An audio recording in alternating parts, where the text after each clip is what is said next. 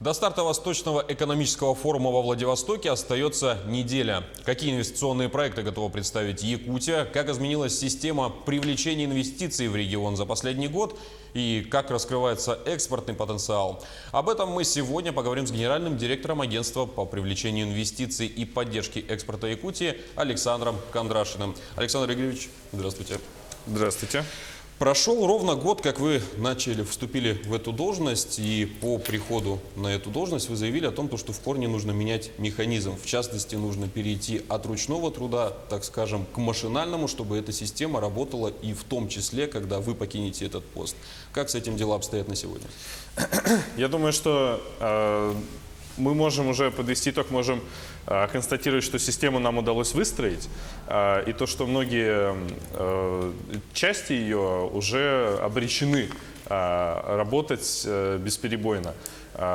Во-первых, нам удалось полностью перестроить работу внутри региона, да, и работу внутри правительства в части привлечения инвестиций, поскольку при новом руководстве региона привлечение инвестиций было обозначено как один из ключевых приоритетов. Уровень приоритетности в работе всех ведомств в этом отношении значительно вырос, это во-первых. Во-вторых, в работе агентства также произошли значительные изменения. Мы укрепили связи со всеми своими курирующими ведомствами, с Министерством экономики, внешних связей и Министерством промышленности. Проводим совместные, часто планерные совещания.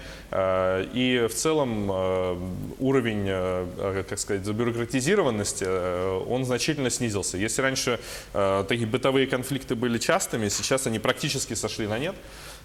И также нам удалось подключить очень активно к нашей работе федеральные ведомства, в частности, агентство Дальнего Востока по привлечению инвестиций и поддержке экспорта, подведомственное Минвосток развития, в котором я раньше работал. С нами проработало много экспериментальных форматов, да, скажем, начиная именно с нас, Минвосток развития начал согласовывать совместные инвестиционные стратегии с регионами Дальнего Востока.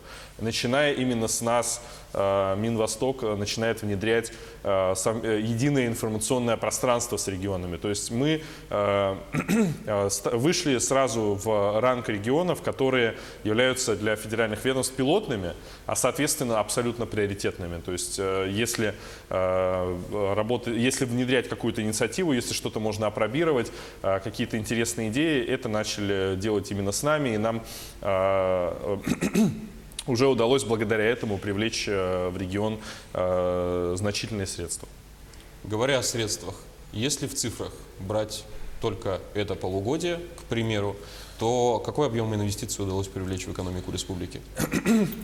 Только за эти полгода стоит отметить, что, например, в планах социального развития Республики Саха-Якутия впервые появились объекты, которые финансируются не полностью за счет федерального бюджета. Например, как мы знаем, благодаря планам социального развития Министерства по развитию Дальнего Востока будет финансироваться строительство кардиодиспансера.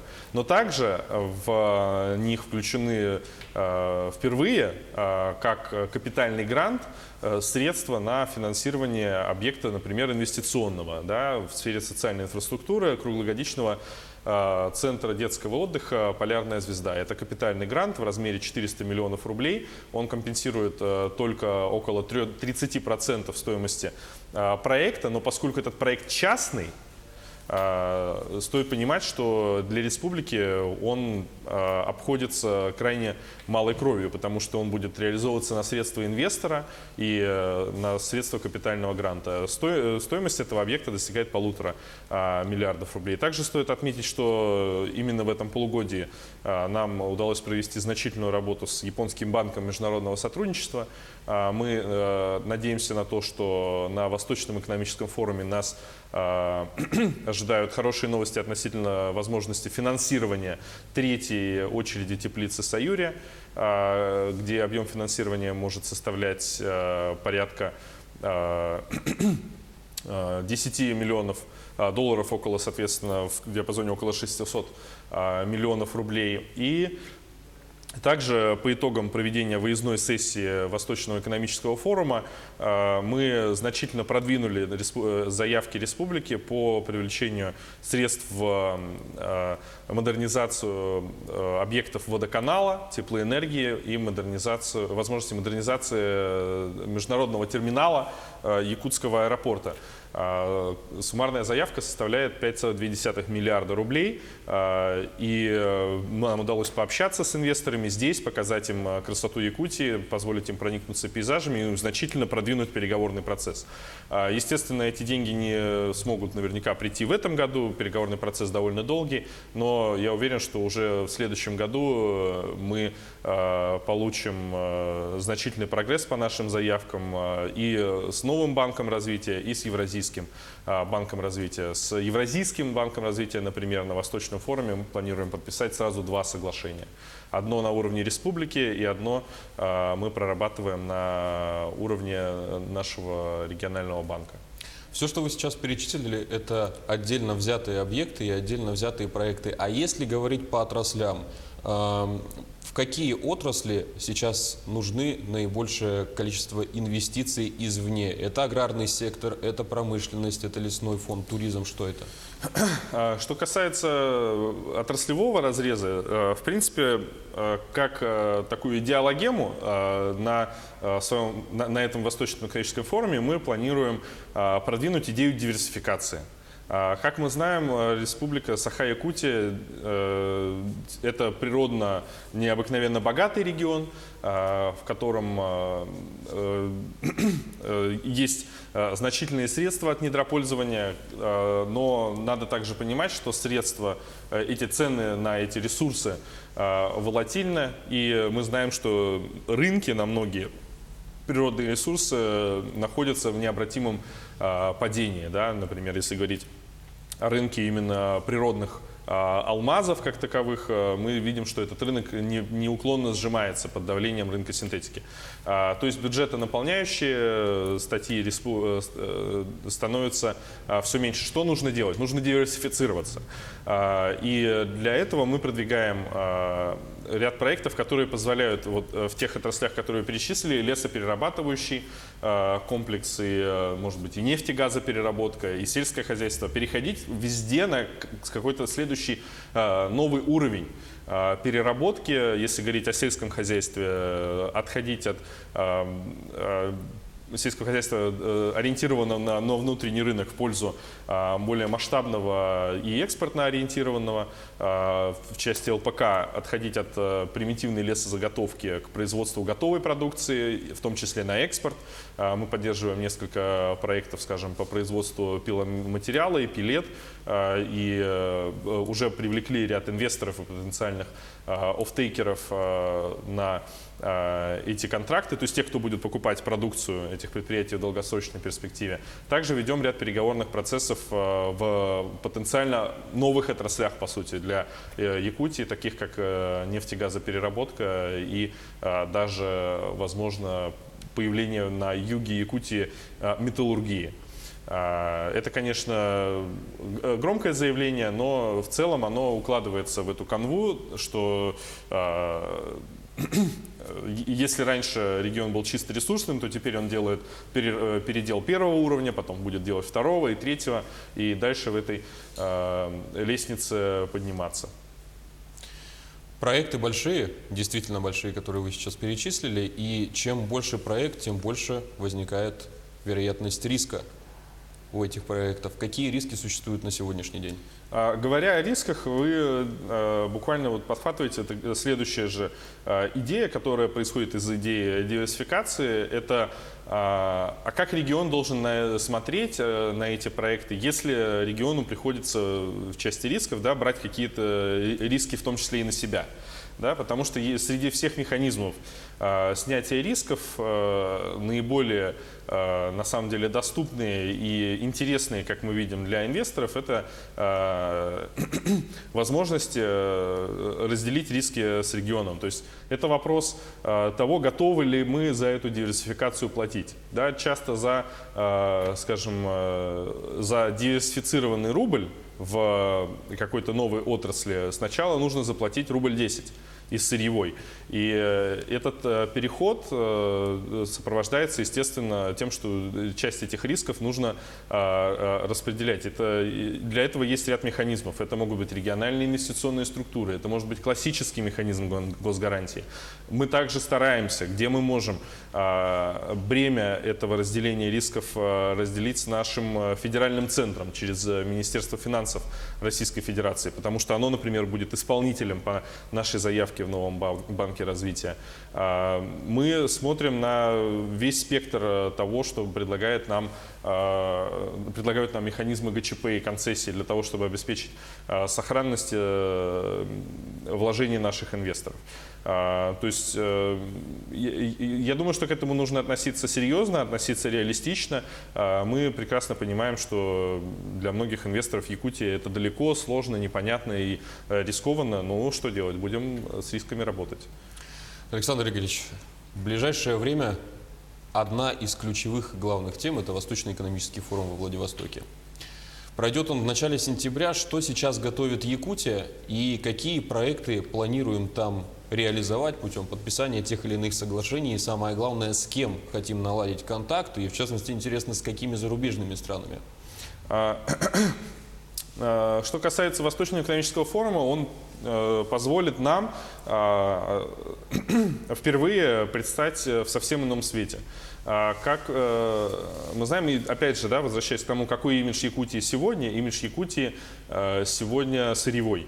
Но на Восточном экономическом форуме мы будем показывать уже другую Якутию. Мы будем показывать Якутию, которая устремлена в будущее, и эта Якутия уже не сырьевая. То есть значительную часть нашей экспозиции, значительную часть нашего участия в Восточном экономическом форуме будет составлять возможность реализации в Якутии и реализуемые уже в Якутии проекты, скажем, из высокотехнологической сферы, из сферы IT. То есть у нас, например, на улице Дальнего Востока будет целая выставка, посвященная работе резидентов технопарка и IT-парка. У нас, собственно, что касается участия руководителей наших, в этом году они отдают предпочтение тем сессиям, где будет освещаться цифровая трансформация, переход на новый уровень хозяйствования. То есть, если раньше мы представляли, если раньше посетители Восточного экономического форума представляли себе Якутию как просто вот там две части, это вот алмазы и уголь, то теперь они представляют себе, что это, конечно, есть алмазы, конечно, есть уголь, конечно, есть много других природных богатств, но Якутия устремлена в будущее, и на нашем павильоне будет специальный такой, знаете, как поезд, который ведет из Якутии сегодняшней в Якутию будущего. Якутия будущего – это Якутия диверсифицированная. И все-таки о зарубежных партнерах. О зарубежных партнерах, благодарю. У нас, как мы знаем, самый сильный трек в международном сотрудничестве сейчас – это работа с Японией. Он настолько сильный, что он, в принципе, с большим отрывом идет от всех остальных. Что мы делаем? Мы ищем возможность усилить другие треки. Мы отрабатываем очень активно по китайскому, по корейскому треку. Но также очень интересная новинка – это в середине августа, то есть буквально несколько недель назад, во Владивостоке Юрий Петрович Трутнев, полномочный представитель президента в Дальневосточном федеральном округе, принимал крупную индийскую бизнес-миссию. Приехало 6 губернаторов индийских штатов. И каждый из них привез с собой какую-либо из сопровождаемых основных отраслей этого региона. И так получилось, что благодаря тонкой организации и паре совпадений Якутия получила абсолютно эксклюзивную сессию в части ювелирно-гранильной отрасли, по алмазо-гранильной отрасли. Эту сессию провели председатель правительства Владимир Викторович Солодов и губернатор штата Гуджарат. И со стороны Якутии были представители наших ювелирно-гранильных компаний, нашего ювелирно-гранильного кластера с IBM, находящегося на территории опережающего развития Кангаласа. И с индийской стороны более 10 компаний из этой отрасли. То есть Мы планируем этот трек усиливать, и по индийскому треку в этом году обязательно отработаем. Основным гостем Восточного экономического форума будет представитель правительства Нарендра Моди. Мы будем готовиться к возможному визиту господина Моди на наш павильон на улице Дальнего Востока, поскольку сейчас изо всего Дальнего Востока наиболее сильные, на самом деле, отношения региональные, экономические у Индии есть именно с Якутией. Уже сейчас у Якутии внешнеторговый партнер номер 2 – это Индия. И мы хотим усилить эту историю успеха. У нас работает фабрика KGK уже более 10 лет.